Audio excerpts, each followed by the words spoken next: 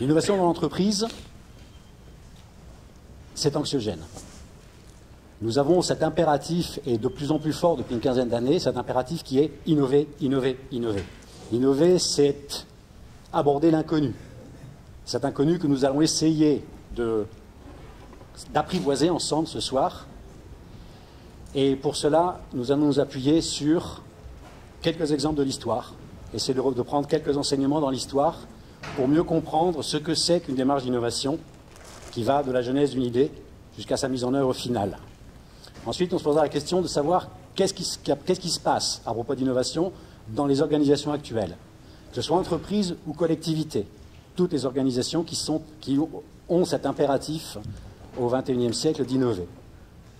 Et nous finirons par le Graal de l'innovation, qui est la mobilisation de l'intelligence collective. Ce soir, on a choisi de vous présenter une aventure de l'innovation absolument exemplaire, avec une invention, la charrue, un inventeur, M. Dombasle, et un narrateur, Stéphane Bernard, qui va vous raconter cette histoire. On est en automne 1816, à Montplaisir, près de Nancy. Mathieu Dombasle s'intéresse à la pratique du labour. Il souhaite améliorer la préparation du sol pour les cultures de betteraves sucrières. Mathieu Dombasle, à l'époque, a 40 ans. Et il n'est pas arrivé complètement sur ce sujet par hasard. Il a commencé par la chimie. Il s'intéressait à l'analyse de l'eau et aux réactifs. Puis il est passé à la production de sucre à partir de betteraves. Il a commencé à retravailler là le process lui-même, qui va d'ailleurs complètement améliorer. L'idée du sol est centrale. Elle est déjà présente dans le milieu du XVIIIe, donc depuis déjà quand même assez longtemps. Et le sol est un problème complexe. Mais Dombasle est un homme curieux et il est là, poussé par la soif du savoir. Et il va rentrer dans un process d'observation. Il va regarder précisément le travail qui est fait par les charrues à l'époque. Donc c'est les charrues lorraines. Les charrues lorraines, c'est 6 à 8 chevaux, 2 personnes pour les conduire. Enfin, c'est un instrument qui est relativement lourd. Et il va se rendre compte des difficultés qu'a l'outil à travailler. Et puis surtout, et ça c'est assez mignon, il va commencer à écouter les récriminations de ce qu'on appelle à l'époque les manouvriers. Donc, un petit peu de distance. Et là, il commence à voir les roues de l'avant-train s'embourbent. Il se rend compte que le socle ne travaille pas bien le sol. Il va rentrer dans une véritable analyse de mécanicien. Il va tout détailler. Les schémas qu'il fait à l'époque sont assez remarquables. Il se convainc petit à petit que paradoxalement, l'avant-train, lui, ne sert pas à grand-chose. Les Anglais avaient déjà inventé une charrue qui n'avait pas de roue. Et il va se convaincre qu'à un moment donné, il faut les enlever pour pouvoir faire un travail plus efficace. Dès qu'il a fait ce prototype, il va commencer à l'expérimenter. Lui, il ne peut pas pratiquer. Donc c'est son valet Bastien qui va pratiquer. Je précise, le valet Bastien.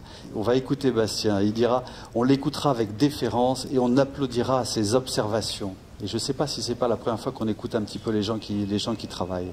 Donc changer le geste technique. Et il se trouve que dans sa charrue, l'ensemble des gestes que les ouvriers sont obligés de jouer sont complètement inversés. Ce qu'il veut faire, c'est démontrer que c'est utile. Donc il va rentrer dans une preuve par l'exemple. Et là, il va se lancer dans ce qu'il a appelé les défis de charrue. Donc c'est relativement simple, il a son outil, la charrue lorraine à côté, et on fait tirer les deux engins pour voir finalement lequel fonctionne le mieux. Et là, progressivement, il va réussir à attirer l'attention des autorités. Un des gros avantages de la charrue qu'il propose, en fait, ce sont les gains de productivité. Là où il y avait 6 à 8 chevaux, il descend à 2. Là où il y avait 2 personnes pour faire travailler, il n'en a plus qu'un. En matière de travail, son outil est finalement un travail plus propre, plus facile, mais ça dépend complètement des sols sur lesquels il le fait pratiquer. Et là, il comprend que l'outil va vraiment dépendre des conditions locales et qu'il va y avoir besoin d'une adaptation un peu permanente des outils. Il a compris que dans les métiers de labour, le geste, il est profond, il a été appris par les pères dès l'enfance. C'est une posture complète qu'il faut commencer à faire changer. Et il se rend compte que s'il ne la fait pas changer, les gens vont tout simplement rejeter son outil en expliquant que c'est l'outil qui marche pas bien.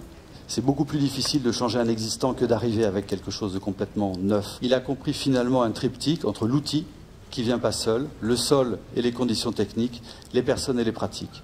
Sur les personnes et les pratiques, là, il sait qu'il va y avoir besoin d'apprentissage et d'expérimentation. Ce faisant, en 1816, il a mis la main sur ce qu'on appellerait aujourd'hui l'usage client. Quel usage j'ai, moi, de cet outil, dans mon contexte, avec mes pratiques? Et il a aussi consolidé son approche qu'on va retrouver comme un leitmotiv dans toute son histoire, observation, expérimentation, confronté à la théorie, je pratique, j'observe, j'expérimente, je reviens à la théorie. L'outil commence à se propager. Mais Dombasle, lui, ce qu'il considère, c'est que c'est l'agriculture française de l'époque qui est complètement archaïque. Et ce qu'il veut, lui, c'est promouvoir les idées agronomiques, et derrière ça, l'idée d'une agriculture raisonnée. D'abord, il va créer une ferme exemplaire. Ce qu'il veut, c'est démontrer par l'exemple. Et dans la manière de constituer cette ferme, il va aussi, lui, intégrer des éléments innovants. Quand il signe le bail avec Berthier, jusqu'à l'époque, les baux étaient courts, ils faisaient 3, 6, 9 ans, ce qui provoquait un assèchement des terres, et ils vont rentrer, eux, dans la constitution d'un bail long, de 20 ans. Et ce sera pratiquement les premiers à le faire, et cette pratique-là va complètement se diffuser par la suite. Il est intéressant aussi parce au début, il rentre dans une organisation de la ferme qui est extrêmement hiérarchisée. Et finalement, il finit par la casser parce qu'il se rend compte que ça marche pas. Et il le dit, je veux des chefs qui travaillent avec les ouvriers et qui se ménagent un petit peu de temps pour pouvoir s'instruire. Il va se lancer dans la fabrique d'outils agricoles. Il crée une fabrique. Et la fabrique elle-même va rentrer dans une gamme de fabrication complète du matériel agricole. Qu'est-ce qu'il va faire? Il fabrique, mais derrière, il teste. Ils vont sur le champ, ils essayent les outils, ils reviennent et réajustent. Il ne dépose pas de brevet, il fait les plans complets des choses. Ce qui a un effet assez important parce que les plans sont publics et diffusés, ce qui fait que dans les campagnes, les charrons qui, eux, réparent les autres charrues, peuvent récupérer ces plans et quand ils ont l'outil, eux, ils peuvent le réparer, voire l'améliorer. Donc il y a une mécanique de diffusion. Alors l'autre petite coquetterie aussi, c'est qu'il y a dans sa pratique à lui un aller-retour permanent entre lui, ce qu'il est en train de faire, et les utilisateurs qui sont en train. Il y a des lettres d'échange où les clients sont en train d'expliquer, tiens, on pourrait bouger telle et telle pièce. Il invente les réunions agricoles de Roville, toujours conscient de proposer ce savoir auprès du monde agricole. Il poursuit dans l'idée des défis de charrue et là il va commencer à installer des réunions qui iront jusqu'à compter 400 agriculteurs à l'époque. Et il va continuer à faire ça, donc des espèces de zones d'échange. Petit à petit, l'idée sera reprise et c'est assez amusant parce qu'en 1835, il finira par dire, vu le nombre de multiplications de ces réunions agricoles en France, ce qu'on appelle les comices, il finira par dire, bon, sur ce terrain-là, j'ai réussi mon affaire, je peux me retirer. Mais il ne s'arrête pas là. Il sait qu'à un moment donné, il faut faire de l'apprentissage. Donc il crée, avec son ami Berthier, l'Institut agricole de Roville. Et là, le principe, c'est de s'appuyer toujours sur l'observation, l'expérimentation, la pratique, et on revient sur la théorie. Il inventera dedans ce qu'il appelle l'observation dirigée. Il y a une phrase qui est assez jolie. Il dit « Les théories deviennent les guides les plus trompeurs pour celui qui ne sait pas appeler à son secours l'observation des faits ». Il invente la conférence agricole. Tous les jours, il fait le tour avec des étudiants, observation dirigée, pour voir. Et une fois par semaine, ça c'est la séance avec tout le monde, et il oblige ses étudiants à lui transmettre une batterie de questions qu'ils vont choisir par écrit. Et derrière s'ensuit un échange qui est particulièrement riche et sans dogme. Les historiens du XXe siècle considèrent que Dombasle, plus que tout le reste, est le père de la pédagogie active. Et ce qui est amusant dans les ouvrages qui sortent, c'est qu'il met ce qui marche, mais il met aussi ce qui ne marche pas. Il ne se pose pas la question du droit à l'erreur. Lui, il l'a fait et il considère qu'on a le droit de se tromper et surtout qu'on peut en tirer des enseignements. En final, il formera ou influencera les cadres de l'agriculture française du XIXe siècle. Un de ses codisciples, Auguste Bella, fondera en 1826, l'Institut de Grignon, il s'appelle l'Institut Royal Agronomique de Grignon, qui vous fait peut-être écho, c'est devenu Grignon, puis AgroParisTech. Alors pour finir Dombasle, il ne fait finalement que recombiner et exploiter les éléments et les idées qui sont présentes. Mais lui, il arrive à les transformer, il arrive à les réaliser, à les mettre en route finalement. Il est complètement intégré dans le contexte de son époque. L'innovation qu'il diffuse, qu'il fait au départ, n'est finalement la charrue Dombasle, n'est finalement qu'un moyen pour lui de mettre en place le reste des innovations. Et ce qui est remarquable, c'est qu'il met finalement un dispositif complet d'innovation, qui va porter sur l'enrichissement des idées agronomiques qu'il y a. Dombasle, c'est un grand propagateur d'idées. Et toujours, observation, expérimentation, théorie. Il est fondamentalement par l'exemple. Et ça, montrer l'exemple. Ça, c'est une posture qui, encore aujourd'hui au XXIe siècle, est d'avant-garde, vraiment. Et le dernier point, c'est qu'il est moderne, en ce sens qu'il ne s'est pas appuyé sur ses savoir-faire initiaux. Il va se centrer sur les besoins et la réalité du praticien et des paysans. Et là, il va répondre aux besoins d'usage. Aujourd'hui, on parlerait d'expérience utilisateur. On est en 1816, il l'a déjà attaqué. Domba est un homme curieux, poussé par le savoir. Il y a eu beaucoup de débats pour savoir si c'était un innovateur ou pas, si la charrue était une innovation, parce que finalement il a enlevé que les roues, c'était quelque chose qui est simple. Mais c'est un innovateur qui a déployé, pour reprendre son terme, une innovation vraiment exemplaire. Je crois, moi, que c'est un innovateur exemplaire. Et toute cette histoire commence dans sa propriété de mon plaisir. Et ça, on ne pouvait pas l'inventer. On va essayer de fixer les idées. Ce schéma-là, ces 4 phases, c'est ce que nous avons appelé les invariants de l'innovation, parce que, quelles que soient les innovations qu'on regarde au cours de l'histoire, on retrouve systématiquement ces 4 phases au cours du temps. La première, l'observation. L'observation, c'est une masse d'informations à droite, à gauche, qui peu à peu s'agrègent. Et au bout d'un moment, quand ces observations-là s'agrègent, on en arrive à la deuxième phase, qui est tout cet ensemble mûrit et se dégage quelque chose qui s'appelle une idée. La première solution qui émerge quand on contemple une idée, elle est extrêmement rarement la meilleure. On la mûrit. Cette phase de maturation est suivie ensuite, une fois que l'idée commence à ressembler à l'opportunité de changer quelque chose dans le monde, eh bien on passe à la troisième phase, qui est la phase où on met en œuvre, et la mise en œuvre, quand on est dans l'innovation, comme on est dans l'inconnu, eh bien ça passe par d'abord résoudre un certain nombre de problèmes. Et la dernière phase, on a à peu près défini ce que sera un jour la proposition finale, eh bien patiemment, on va la porter au client en traitant tous les circuits qui permettent d'arriver jusqu'au bénéficiaire final. L'homme est un animal social et l'observation, en fait, est un des carburants de ce lien social. Ça a renforcé nos capacités d'observation et comme il faut pouvoir le dire, il y a Jean-Louis de Sales a poussé la théorie qui dit que ça serait peut-être un des mécanismes qui aurait généré l'apparition du langage articulé. Les hommes, comme le dit Lévi-Strauss, sont poussés par le goût du savoir et ils connaissent tout leur environnement. Tout l'environnement est connu parce qu'il est là. Et ça tombe bien, parce que comme l'a dit Olivier, c'est un peu le carburant de l'innovation, ce qu'on met dans la machine. Lévi-Strauss, dans La Pensée sauvage, continue. Il dit, mais qu'est-ce qu'on fait de toutes ces observations? Eh bien, l'esprit, c'est très simple, il classe, il ordonne, il relie, il associe. On le fait. Tous les éléments sont classés et associés. Lui dit, ça, c'est un désir intellectuel d'ordonner ensemble. La science moderne est un classement. Et on comprend bien l'intérêt qu'on peut avoir dans un esprit humain de relier les choses. Ça permet de cumuler la connaissance, ça permet des stabilités, ça permet une approche compréhensive des éléments, une approche compréhensive commune à l'ensemble du groupe. C'est utile, c'est indispensable. Mais pour un innovateur, c'est un petit peu normatif, surtout quand on a vu le cas de Dombasle avant, qui lui n'arrêtait pas d'aller interpeller la théorie finalement qui lui était proposée par le biais de l'innovation. Alors nous, on innove quand? On innove quand il y a un apport de la science, des nouvelles techniques, des nouvelles capacités d'observation, et là, on se met à réinterpeller ce que l'on pensait précédemment. Donc là, tout va bien. On innove quand il y a crise, et là, comme par miracle, tout ce qui est inutile saute, donc ça marche.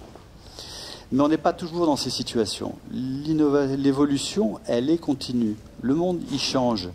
Mais il change petit à petit, petit pas par petit pas. Et nous, on doit pouvoir s'adapter en permanence. Et c'est bien ces micro-évolutions qu'il faut commencer à pouvoir percevoir. Et là, nous, ces micro-évolutions, on ne les perçoit pas, parce qu'elles ne perturbent pas nos classements traditionnels qu'on a profondément ancrés. Et je pense que ça, c'est une des raisons pour lesquelles on met finalement, si l'homme innove, oui, il innove, mais en même temps, il innove pas très vite. Comme on le disait, la charrue que Dombasle a transformée, ça faisait 6 siècles que les gens s'en servaient. Donc je pense que ce n'est pas la première fois qu'il avait les roues qui étaient embourbées. Eh bien, il faut s'entraîner, observer. J'observe quelque chose, je reviens, je retravaille les liens et les explications de ces liens Plus je fais ça, plus j'ai d'idées, plus j'ai d'interrogations, plus je voyais des choses que je ne voyais pas avant, et j'observe plus. Et en faisant ce petit exercice, je me suis préparé à accueillir des idées innovantes, des petites idées innovantes. Car il faut bien avoir conscience qu'une idée, une innovation, par définition, ça commence petit, voire tout petit. Et que une idée innovante, c'est contraire en règle générale aux représentations que l'on a. Donc, en gros, on n'en veut pas. Et quand on pratique ces exercices, petit à petit, on va découvrir des observations isolées qu'on ne relie à rien. Ce sont des observations qu'on appellerait orphelines. Et là, ça, Darwin, lui, en grand observateur, il l'avait vu aussi. À l'époque où Darwin travaille, l'évolution, elle est régie par les théories de Lamarck. Lui observe, il observe pendant 5 ans, on l'a dit tout à l'heure, il observe des centaines de choses et il se pose déjà une première question. Il dit c'est très curieux que chaque fois qu'on observe, on ne s'autorise à observer que des choses qui soit confirment une théorie, soit vont à l'encontre d'une théorie. Et lui, il accepte ces observations orphelines, c'est de prendre une observation pour ce qu'elle est. Elle ne dit rien, ni pour, ni contre une théorie. Mais il fait autre chose. Ça, c'est son fils qui décrit son père, et qui dit qu'il a à n'importe quelle ouverture, il est capable d'exploiter n'importe quelle perturbation, dans n'importe quelle observation orpheline, et de se ruer dans l'espace que cette observation ouvre pour essayer de théoriser. Il casse la représentation du monde et il essaie d'en reformuler une autre, avec une capacité extraordinaire qui est, son fils insiste énormément là-dessus, il fait parfois des théories complètement farfelues, mais il exerce sa propre puissance d'autocritique, ce qu'il faut bien admettre est extrêmement rare dans notre monde, et sa puissance d'autocritique pour éventuellement détruire, remettre en question sa propre pensée. Mais c'est grâce à ce processus qu'il arrive progressivement à casser des modèles anciens, rétablir un modèle nouveau, et là-dessus arrive M. Schopenhauer qui dit oui, évidemment c'est tentant, mais ce n'est pas si facile que ça, parce que la véritable difficulté, ce n'est pas de voir ce que personne n'a jamais vu, mais de réussir à penser comme personne n'a jamais pensé au sujet de quelque chose que tous voient. Et c'est ça notre quotidien dans les entreprises. Nous voyons tous la même chose. Combien d'entre nous sont capables de remettre en cause ce que nous voyons nous suggère pour avoir des représentations différentes? Et pourtant, ce monde change. Et le monde de l'entreprise, il n'arrête pas de changer, en particulier en ce moment. L'entreprise traditionnelle, c'est avant tout un objectif, l'efficacité opérationnelle. On va chercher la productivité à tout prix. Et au fur et à mesure, on va se tailler un costume de plus en plus étroit, fait de règles, fait de procédures, fait de processus, d'organisation contraignante, qui font que, oui, certes, dans les activités classiques, on est de plus en plus efficace, mais dès qu'il y a un aléa, dès que quelque chose change, on est assez peu prêt à s'adapter. Le monde change, mais l'entreprise, ses moyens de production, ses organisations ne changent pas. Donc à un moment, l'offre qu'on fait est inadéquate. Elle n'est pas adaptée à la personne qu'on a en face de soi. Donc évidemment, on va aller rater ces objectifs. Et quand on veut trouver soi-même une solution pour s'adapter, eh ben on se trouve confronté aux règles. Ah non, on ne peut pas changer, on a toujours fait comme ça. Oui, nous on a toujours fait comme ça, mais le monde il a changé. Beaucoup d'entreprises s'imposent dans les opérations classiques de ne décider que sous la forme d'un consensus. Donc vous avez des réunions d'octes, 20, 25 personnes, qui doivent se mettre d'accord pour qu'une décision soit prise. Dans le cadre d'une innovation, problème majeur, on en a un petit peu parlé, observer, c'est se signaler au groupe. Oui, mais il se trouve aussi que dans les vieilles fonctions tribales, une des fonctions les plus appréciées, c'est celle du guetteur, celui qui signale les dangers. Donc si vous mettez 20 à 25 personnes ensemble, vous allez avoir 20 à 25 dangers, risques différents qui vont s'exprimer. Et chacun va argumenter pour faire valoir sa perception du risque. Donc au bilan, au bout d'un moment, au bout d'une heure de discussion, qu'est-ce que vous avez? Ben, vous avez une innovation, vous n'en percevez plus les bénéfices, vous n'en percevez que les risques. Si vous voulez être capable de faire avancer une innovation, si vous avez des instances de gouvernance à 20 ou à 25, jamais vous ne les ferez avancer, parce qu'on va tous se mettre d'accord que c'est trop risqué. On en prend une autre? On va prendre une autre qui est la priorité à la technologie. Le tout technologique, quel est le véritable problème? Bon, d'une part, on considère qu'il n'y a pas d'innovation sans technologie. Mais il y a quelque chose qui est un peu plus gênant, c'est que quand on a une technologie, et tout particulièrement en France, on est convaincu qu'elle suffit pour faire une innovation. Et je l'ai vécu dans des entreprises, dans des startups de technologie, c'est on a une technologie magnifique, on la présente au client. Alors le premier client, il est content parce qu'il en a rêvé. Le deuxième, il ne sait pas comment l'utiliser. Il aimerait bien qu'on l'enrobe, qu'on la package, qu'on fasse un petit peu, éventuellement qu'on lui propose quelque chose, un usage facile, parce que lui, cette technologie, il ne veut pas savoir comment l'utiliser, il veut simplement bénéficier de son existence. Mais dans notre mentalité française, on adore tellement cette technologie qu'on dit, si on la présente à un client et que le client n'en veut pas, c'est lui qui a tort. Ces freins qu'on a illustrés, on vous a parlé de règles. Ces règles, elles sont utiles à la production dans l'entreprise. On a besoin, la plupart des opérations qu'on assure au quotidien, c'est des opérations classiques. Alors, on essayez toujours de faire demain un peu mieux qu'aujourd'hui. C'est pas nocif, c'est pas une erreur. Mais il n'empêche que la plupart des comportements qu'on décrit dans ces freins sont des comportements qui sont fondamentalement vertueux dans les opérations classiques. Ils le sont moins quand on va traiter d'innovation. Et c'est tout le message qu'on voudrait vous passer ce soir, c'est que l'entreprise qui se veut innovante doit accepter cette dualité. Accepter cette dualité qu'une partie de ces opérations, 95% de la vie de l'entreprise, on adresse des opérations classiques. C'est important de reconnaître ça, parce que c'est ce qui permet de dire oui, mais attention. L'image du yin et du yang. Il y a une autre partie de la vie de l'entreprise qui est de l'ordre de l'innovation. Et pour gérer cette innovation, on va vous demander d'accepter des comportements un peu différents. Au classique, on va laisser le contrôle budgétaire, les décisions consensuelles, l'interdiction de l'échec surtout, la planification, la normalisation, la standardisation, le rationalisme à tout crin et l'excellence de chaque individu. Mais, de temps en temps, on va essayer de débrancher et on va essayer de se permettre d'adapter les moyens aux circonstances qu'on rencontre. On va essayer de se permettre de prendre des décisions rapides. On va essayer de se permettre d'accepter une succession d'échecs pour enfin arriver à quelques succès. On va accepter de gérer le risque, non pas de l'interdire. On va accepter d'aller jusqu'au bout dans la transformation de nos offres pour correspondre à ce que le client attend parce qu'on ne le sait pas d'emblée. On va accepter un peu d'improvisation et on va surtout accepter que ce n'est plus l'individu qui doit être excellent, mais le groupe. Enrichir la capacité d'observation, c'est se créer un réseau d'informateurs. C'est ce que d'aucuns appellent l'innovation participative. En quoi ça consiste, l'innovation participative? Ça consiste à essayer de recréer une sorte de système nerveux central de l'entreprise.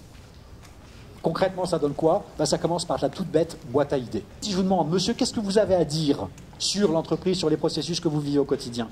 Là, ça va commencer à sortir. Et à ce moment-là, on va récolter les fameuses observations que nous utilisons comme le terreau, pour ensemencer le terreau de l'innovation. S'il suffisait de tendre un micro pour que quelqu'un exprime une idée géniale, ça se saurait. Par contre, ce dont on a besoin, c'est de rajouter de l'intelligence, ce processus de maturation dont on vous a parlé.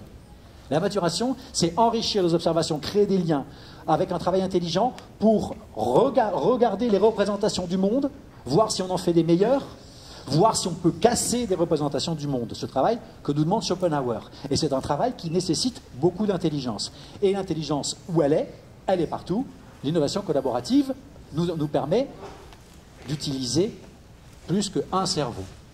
Alors parlons du cerveau de l'entreprise. Ce n'est pas le cerveau le mieux fait. Le cerveau le mieux fait, le mieux construit, il produit quoi? Des choses bien faites et bien construites. Probablement les mêmes qu'hier. Si on veut pouvoir passer de toutes ces observations à quelque chose d'innovant, si on veut faire comme Schopenhauer l'a dit, penser autrement, on met tous ces cerveaux ensemble et avec le participatif, avec le collaboratif, on secoue tout ça, on fait vibrer tout ça, on fait faire des liens, on casse les représentations et on a une petite chance d'arriver à des innovations. Alors bien sûr, la plupart des innovations, ça va commencer par être ce qu'on appelle l'innovation continue, des améliorations du quotidien. Puis il y en a quelques-unes qui vont être un peu plus osées, des innovations un peu plus radicales, qu'on va dire de type incrémental. Et puis de temps en temps, on va avoir quelques petites observations là, qui vont commencer à flotter dans cet ensemble, et on va les garder précieusement. Hein. Stéphane vous l'a expliqué. On va les garder précieusement parce qu'on ne sait peut-être pas quoi en faire aujourd'hui. Peut-être qu'elles ne nous signalent pas quelque chose d'évident, mais si demain, après-demain, elles sont encore présentes, peut-être que dans un an, peut-être que dans 2 ans, quelqu'un va dire « Hey, ça m'aide à imaginer quelque chose de différent. » La résolution, c'est passer par une étape de conception guidée par l'intimité avec l'usage. Ce que Dombasle a su si bien faire sur les 20 ans. comment on conçoit quelque chose qui a une petite chance de devenir ce que le client attend? Eh ben, c'est en se mettant en empathie avec le client. C'est en créant, en utilisant ce sixième sens, mais en le développant, ce sixième sens qui est la compréhension totale et fine de l'usage que va faire le client de notre invention. Et pour ça, il va falloir oser, comme on l'a mentionné tout à l'heure, dépasser cette obsession de la technologie. On va oublier notre invention. On va faire exactement ce qu'a fait Dombasle. On va se mettre à côté du gars qui utilise notre invention. On va écouter, Dombasle a écouté les récriminations des gens. Alors on se demandait comment illustrer le nec plus ultra de la propagation. Propagation qui nourrit notre obsession du progrès partagé par tous. Et on n'a trouvé que ça. La demande en mariage. La demande en mariage, pourquoi? Parce que l'obsession de la propagation, c'est la volonté de conquérir tous les clients, même s'il faut le faire un par un.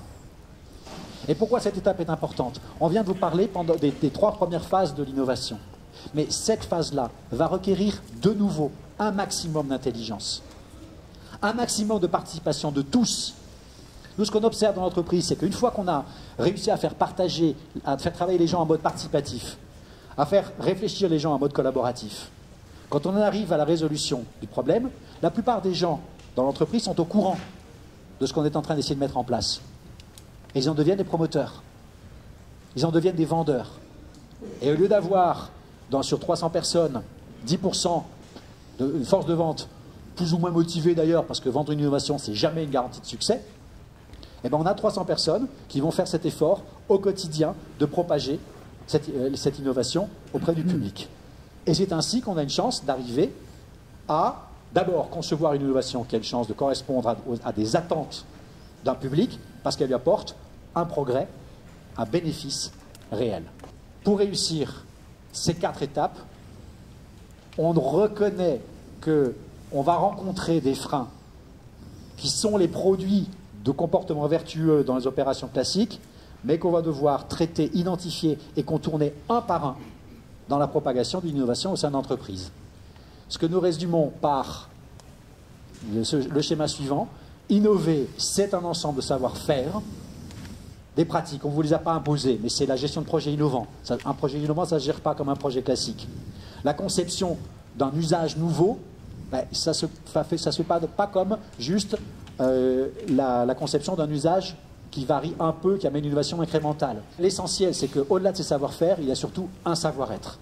Et ce savoir-être, c'est reconnaître qu'il y a des comportements adaptés aux opérations classiques et que de temps en temps, on franchit cette limite sinueuse entre le yin des opérations classiques et le yang des opérations innovantes, et qu'on va accepter de changer de comportement.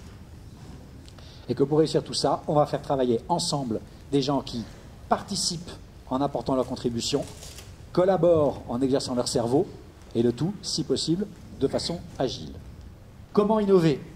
Notre réponse, elle est claire, en mobilisant l'intelligence collective pour utiliser les capacités naturelles de chacun.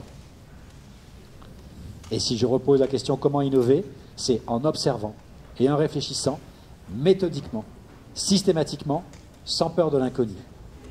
L'objectif de tout ce qu'on vous a raconté aujourd'hui, c'est de transformer une organisation pour qu'elle devienne innovante, de telle façon que tous ses membres puissent contribuer à concevoir des innovations qui apportent un progrès évident à leurs bénéficiaires, qu'ils soient à l'intérieur de l'organisation ou à l'extérieur.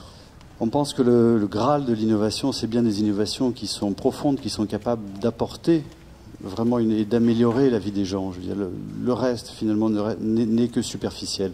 Et ça, c'est pas tellement dit dans les discours, même de Google. Par contre, quand on se tourne vers le passé, il y a un exemple, moi, que je trouve assez fantastique, qui est l'essor agricole du Xe et du XIe siècle. La charrue que Dombasle a transformée venait de cette période, 6 siècles d'avant. Et à l'origine de cet effort-là, de cet essor, on trouve en fait une combinaison d'innovations techniques dont certaines sont relativement modestes, des petites choses du quotidien. Je vous fais juste un exemple. On a inventé à cette époque le collier d'épaule pour l'attraction animale. Ce qu'il faut savoir, c'est qu'avant, on avait un système qui s'appelait le collier de cou et qui étranglait les bêtes quand ils tiraient. Voilà. Donc on est resté pendant 4000 ans à faire travailler des animaux en les étranglant, quoi, pour la faire de manière très simple. Et il y a plein de raisons qui expliquent que ces innovations ont eu du mal à se déployer. La croyance de l'époque était pas tournée vers le progrès. Enfin, on explique plein de choses. Et en lisant Le Goff, un médiéviste, il y a une raison, moi, qui m'a un peu frappé. Il le dit comme ça. Il y avait dans l'époque un absolu mépris des serfs et de la couche paysanne, sous-entendu de leur conditions de travail et de vie. En fait, ils s'en fichaient complètement, pour faire très simple. Et l'aspect de cette considération, la considération à la situation, me semble être un prérequis à tous les mouvements d'innovation que l'on peut lancer. Je trouve qu'il y a 3 aspects fondamentaux qui sont à traiter avant de rentrer dans les techniques, dans tout ce qu'on veut. C'est celui-là, la considération des personnes, la considération de leurs préoccupations, de leurs capacités, une forme de confiance qu'on a un petit peu perdue en France, si jamais on ne l'a jamais eu, celui de l'intention, deuxième volet, l'intention qui doit être quand même au service d'une finalité qui doit améliorer quelque part la vie des personnes, et cela profondément. Et enfin, le 3e volet, et Dombasle en est quand même un exemple, c'est de mettre en route pour soi-même, lui le faisait, il s'appliquait à lui-même son propre enseignement avant de commencer à vouloir l'imposer aux autres. Ce qui est quand même une tendance qui est un peu générale. Pour terminer sur Dombasle, lui, il avait identifié son problème, c'était la terre et la culture. Au XXIe siècle, je pense que le sujet qu'on doit se poser, c'est l'homme et son intelligence, et que ce qu'il nous reste à trouver, c'est comme Dombasle l'avait fait à son époque, c'est les moyens de travailler cette intelligence, les moyens de labourer cette intelligence, et ça le faire ensemble, collectivement et au service de tous.